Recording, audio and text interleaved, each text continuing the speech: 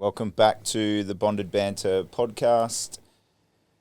Today Connor and I will have a chat about who we looked up to, who inspired us, and Connor's going to he's going to touch on growth mindset, goal setting, those sort of things from a young person to shape him, his makeup, and his future as much as he could possibly structure it and remain disciplined on it. So, welcome, pal.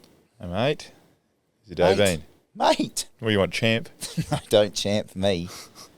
So, today, what I think it's important to have people that you look up to, whether you call them a hero or whatever you might say about them.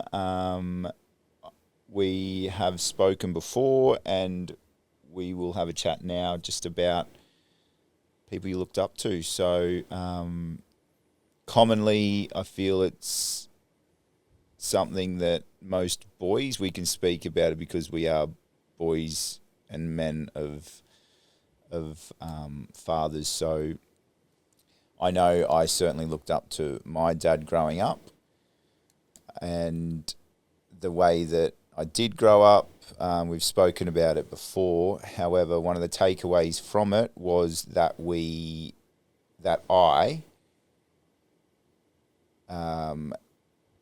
came of it for me was that he did push me, and he kept pushing me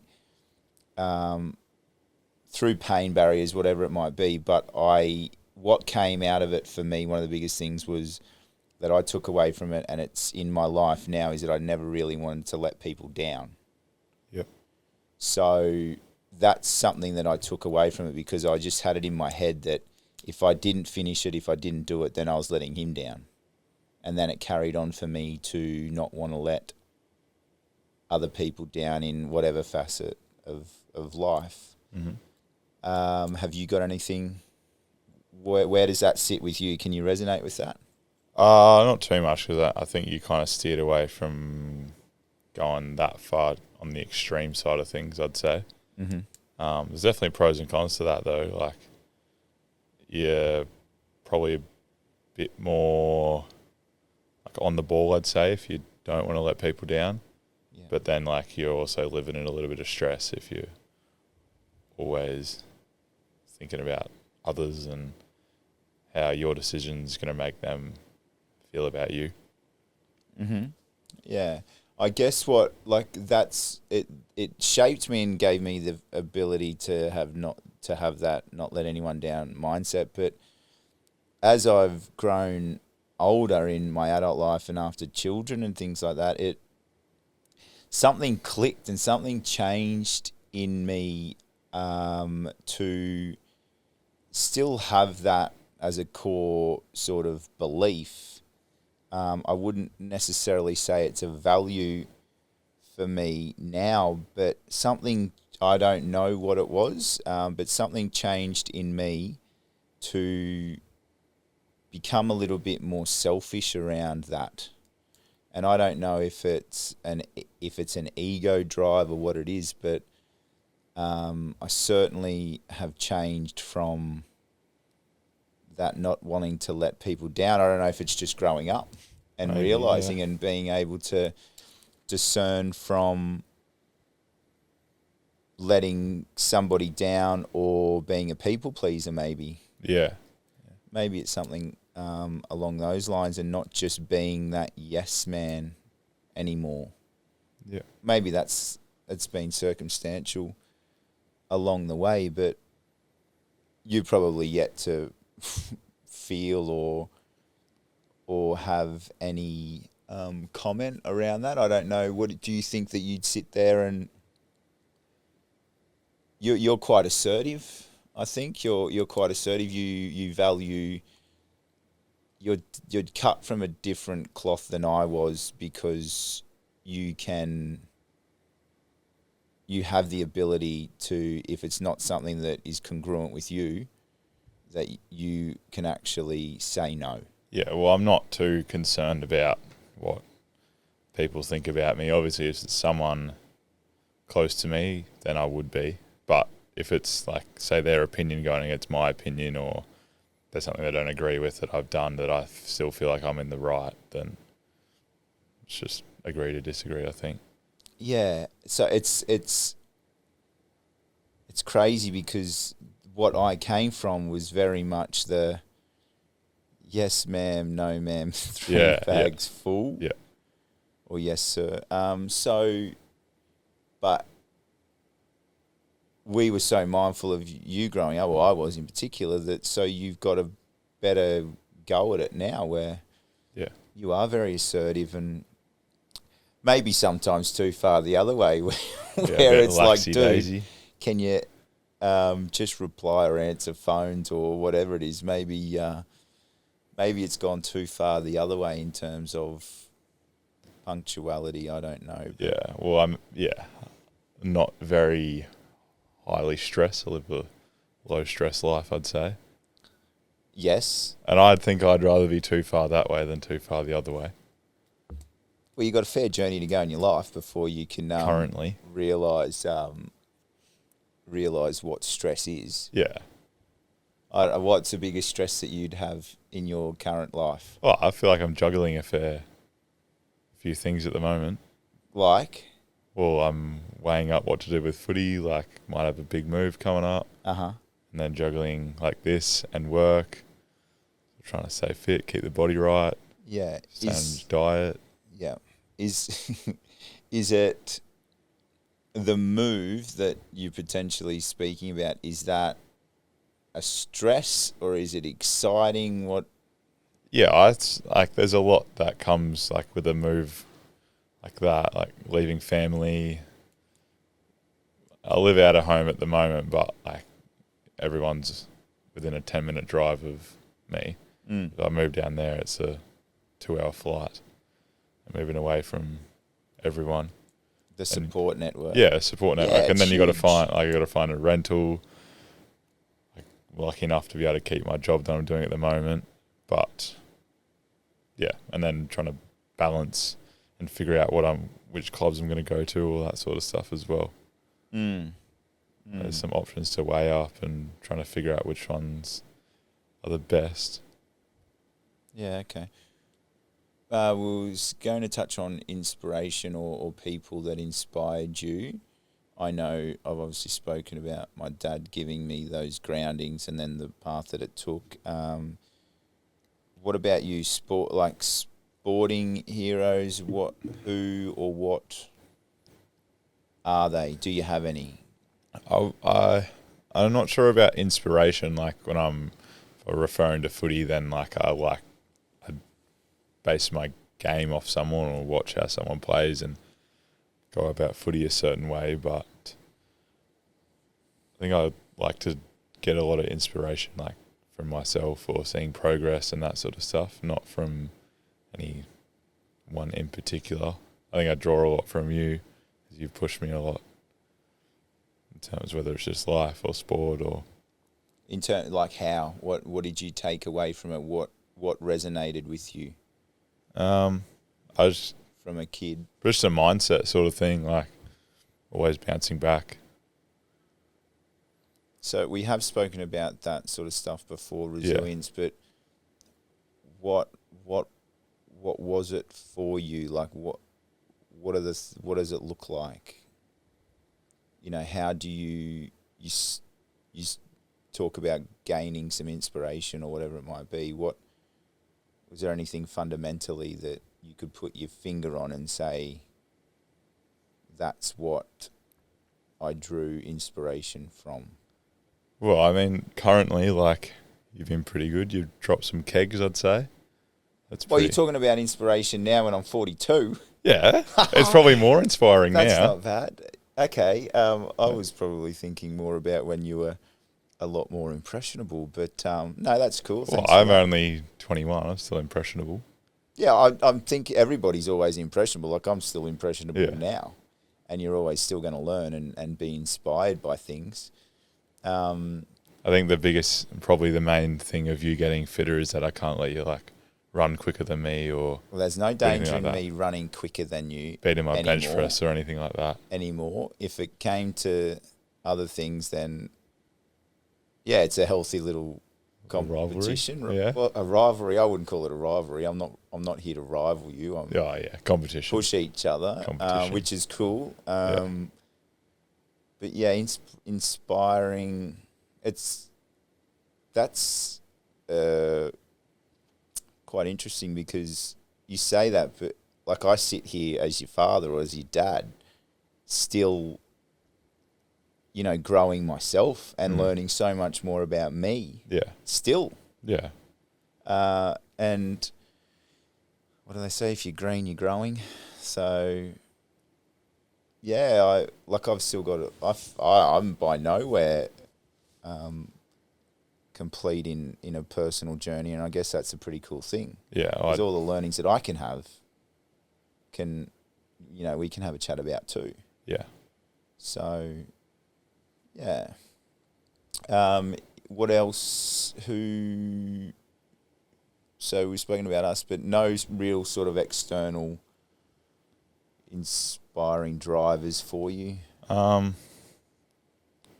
massively in particular. Like, there is stuff on Spotify, like podcasts and that, and certain music, and that's more of a driving sort of thing, or rather than an inspiration. Is it that? What is it? Ben Lionel Scott. Yeah. He does like those 4-minute snippets. Yeah, no, I've listened to the time when I've felt like I'm just dragging my ass at the gym or something like that. Yeah, no, they're really good. It's a real ass kicker. They help, and even, I know it's not in your era, but like Rocky Balboa. Rocky Balboa for me was huge growing up. Like to this day, I'd still listen to the soundtrack if I'm feeling like I'm dragging my bum and I'm just not motivated. Yeah. There's something that happens. Yeah. That clicks. Yeah. Clicks me into gear. Yeah.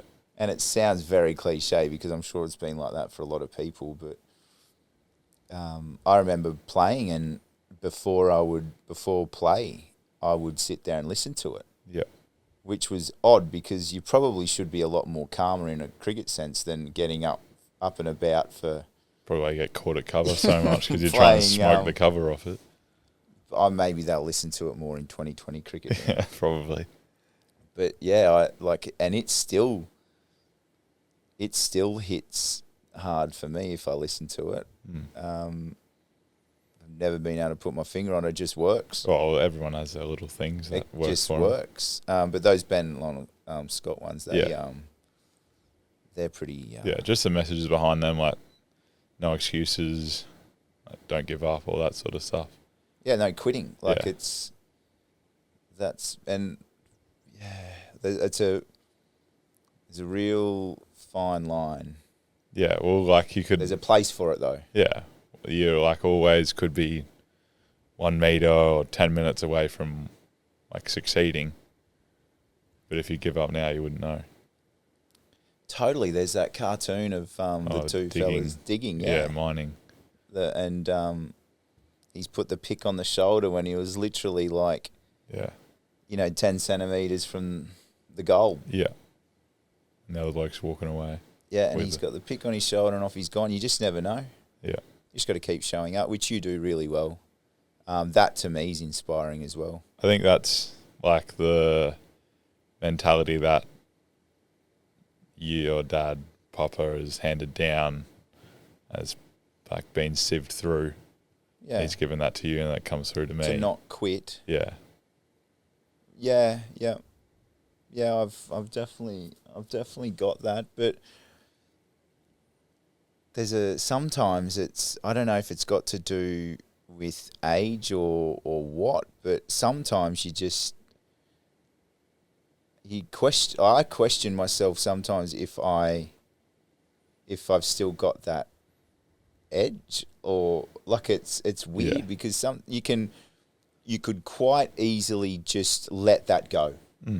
I could just easily just stop with that little voice of determination, and then the wheels would fall off, and it has done before. In the last, probably, I know that I've certainly gotten fit and healthy again, but we spoke about in the first one, been guilty of, not being that stereotypical Yeah.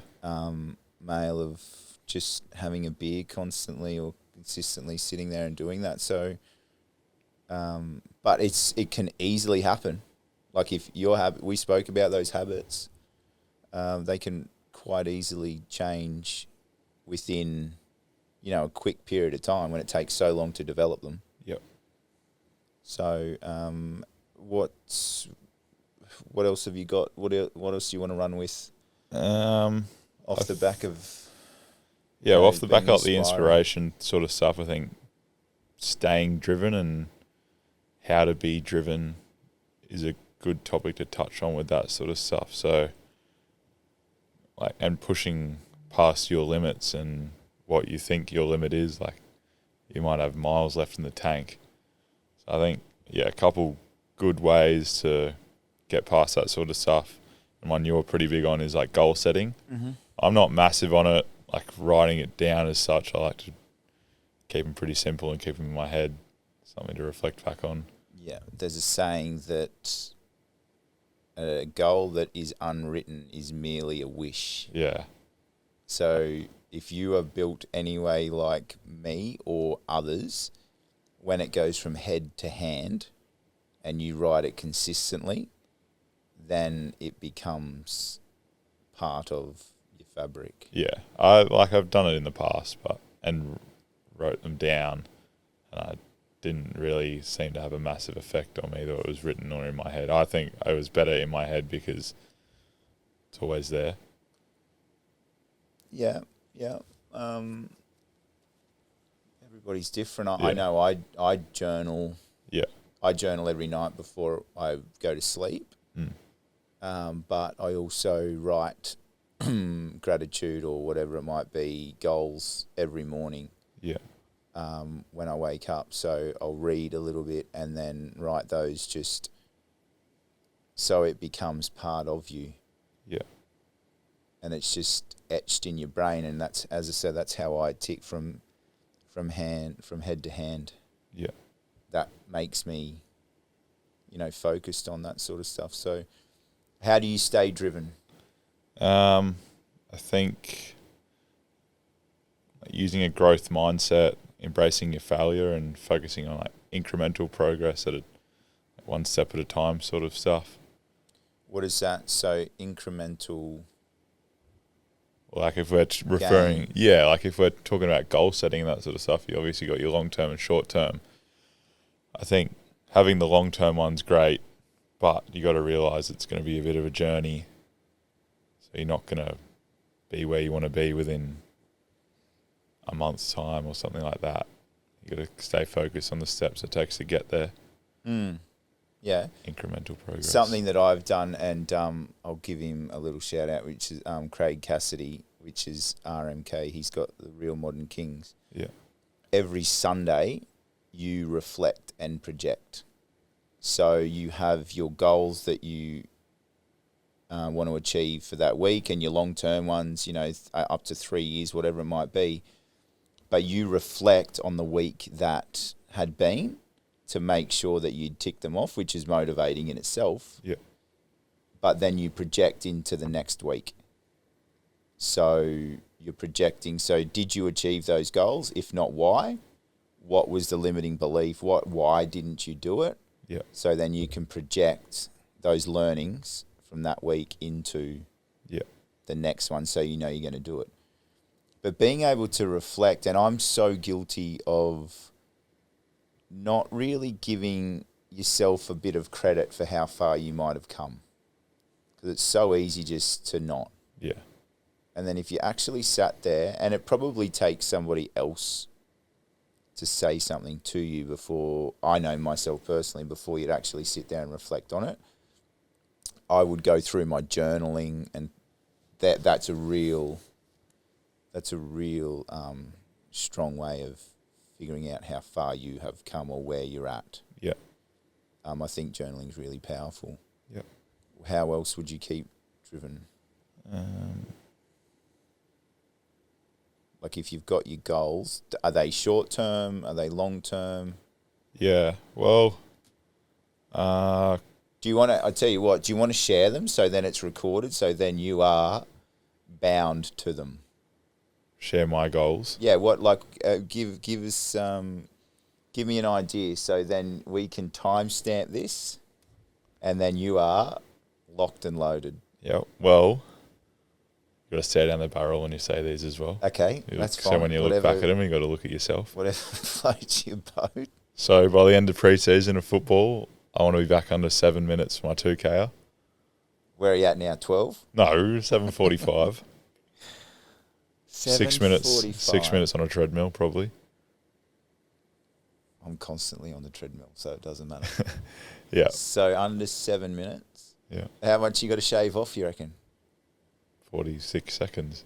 Jesus. It's a long time. That is a long time.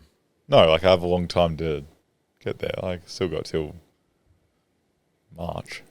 Okay. I'd hate to know what I was at a year ago. Okay. So that's something that you want to do. What else? In terms of stuff relating to this, definitely want to Look down the camera. want to get our followers up to 2,000 by. Is that all? I'm giving it Okay. a time frame. Sorry. By January next year. That's Instagram followers. Yeah. I think we're at maybe shy of 200, maybe 200 at the moment. 242. Okay, just over. I've become so obsessed with it. And it's bonkers. Like I've never really cared for it, but it's right. It gets right in my head now. Yeah. Have you looked at the insights or anything like that into Instagram? The what? Well, that's a no. What is it? But you can see like who's viewing it, who's liking it, shares, saves, all that sort of stuff. Well, you have to show me how to. No, because that'd really tip me. Yeah, even maybe I more. won't. I don't You'll be wanna- checking it hourly. Yeah, it's But okay, so 2K. All right. 2K and then this and then I want to play every game next year in seniors for footy as well, and stay injury free. Mm-hmm. Yet to decide on the club. Yeah. Okay. So, all right. Your turn. My goals. Yeah. You've put me on the spot. I have them written down at home. It should be in. No, because I told you they go from my head to my hand. That's why I like to have them in my head, because they're always there. Well, you might have trumped me, but I'll get back to you on those Okay, right. because next week. they're quite extensive. They're actually plastered on my fridge. You would have seen some of them, I'm sure. Yeah. They're You're not what's that? You're not walking to the fridge to grab a can anymore that often, so you don't see them as much. That is so true. Thanks for that. Who else? What else have you got in terms of goals? Are they short termers? Yeah, they are short term. Long-termers in terms of, I know you've spoken before about, saving coin, and Yeah. we've had that chat about house deposits and stuff like that, which is really cool. Yeah, so in terms of housing and that sort of stuff, I think it's one that could change quite often because, I don't know, money comes and goes. Yep. Hopefully does more often than goes. But this financial year, I want to have saved just from doing my normal job, 25 grand into my savings. Okay. And then hopefully that I can reassess that goal when I get more coin coming in.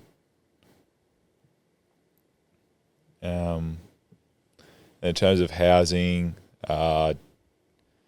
Summer and I want to have our first home by 2025.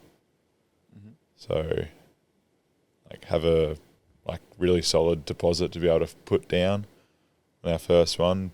But seeing Mum and Tim, they're into the investment stuff and Yep.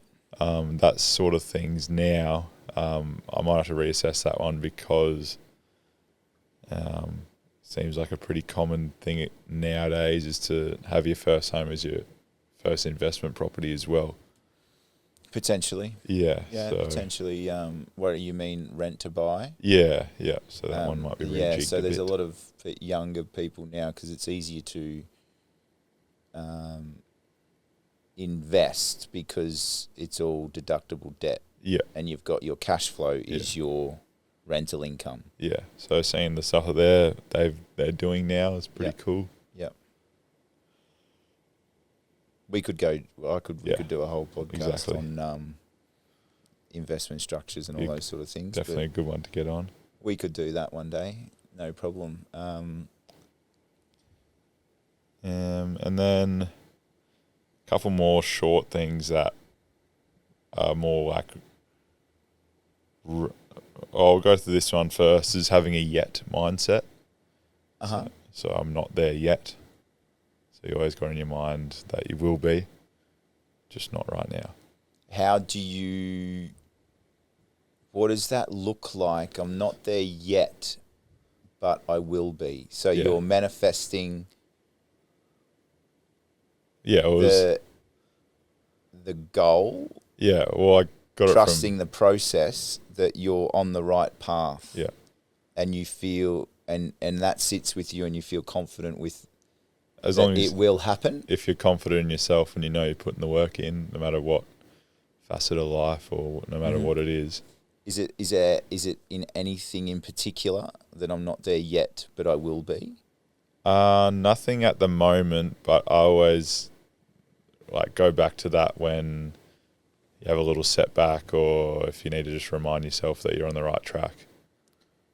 Do you think that that's very circumstantial? Like if you said, I'm not there yet, but I will be, you can control things like what you eat, how you train to get to your goal weight and things like that.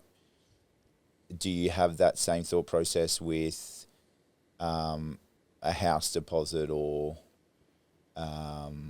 a career choice, whatever it might be, like big ticket items? Yeah. Can you still trust that process because that is potentially unknown? Yeah. Or do you feel like you can still control that? Well, I guess I think it goes hand in hand with that, is that I also believe that everything happens for a reason. Right. So sometimes if you got your goal and it's a year away, but then you have something that comes up that you can't control, you might have to just rethink it, but you're still focusing on being there, just not yet. Okay. I think you always used to instill in me that you should only control the controllable. Yeah, and absolutely, and it can be very easy to not focus on the controllables, and that's something that, I sit there when I'm journaling at night and I go through those sort of things, and then the reflect and project stuff, like what can I control and what am I in control of? Have I ticked those boxes? Yes. What is not in my control? Do I give energy to it? Or do I just leave that up to the universe? Yeah. And let the universe decide, knowing that I am doing the right things along the way, like the process is. Everything that's in your power. Yeah, and I'm putting my best foot forward to make sure that I can be that person that I said I'd be, or whatever it might be. So they're all in your control. Yep. So yeah, that's definitely something that, should sit with you and is quite powerful. Yep. For all of that. Give us something else. Give us some 21-year-old insight into your life or your goals, where you want to. You've spoken about some short-term ones. We've spoken about long-term ones. Do you surround yourself with people that can help you get those goals? I think that's important. Are you mindful of not being around people that can potentially be negative or bring you down or don't align with your values? Yeah. I mean, do you think to maximize your goals and maximize what you want to get out of yourself, you got to surround yourself with supportive people. And then, going with that, you need honest people around you as well that will tell you when you're being a fuckwit, or tell you if you're not on track, straighten you up a little bit. And you align yourself with those people because you trust them. Yeah. That if they are telling you something, then it's valid. Yeah. If you'd have some mates that you might associate with that are not on your level now, do you